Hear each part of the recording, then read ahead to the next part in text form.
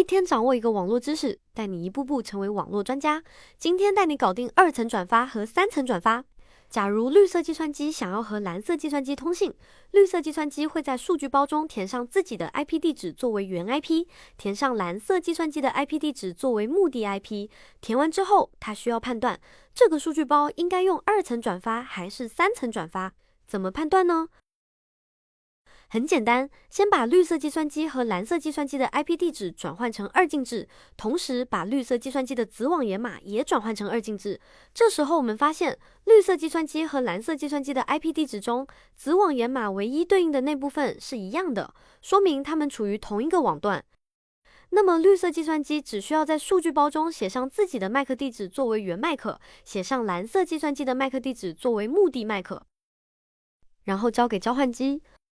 交换机会根据数据包的目的麦克地址查麦克地址表，把数据包从接口2转发给蓝色计算机，这就是2层转发，同网段通信不需要路由器。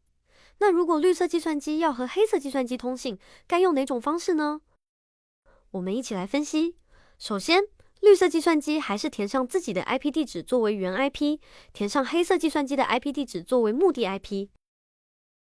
接着，把绿色计算机和黑色计算机的 IP 地址转换成二进制，同时把绿色计算机的子网延码也转换成二进制。这时我们发现，它们 IP 地址中子网延码唯一对应的部分不一样，这说明绿色计算机和黑色计算机不在同一个网段，数据包必须交给路由器进行3层转发。于是，绿色计算机把原麦克写成自己的麦克，目的麦克写成默认网关的麦克地址，也就是路由器接口1的麦克，交给交换机。交换机根据数据包的目的麦克地址查找麦克地址表，把数据包转发给路由器。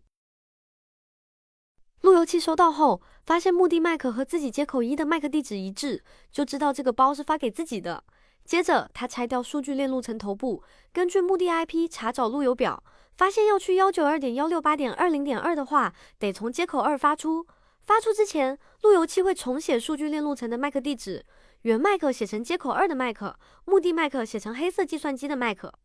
然后交给交换机。交换机根据数据包目的麦克地址查麦克地址表，把数据包从接口2转发给黑色计算机，这就是3层转发。跨网段通信必须借助路由器。总结一下，2层转发，通信双方的 AP 地址网络部分相同，属于同网段，通过交换机直接转发。3层转发，通信双方的 AP 地址网络部分不同，属于不同网段，需要路由器协助转发。到这里，你明白2层转发和3层转发的区别了吗？如果这期视频对你有帮助，欢迎点赞、收藏、转发。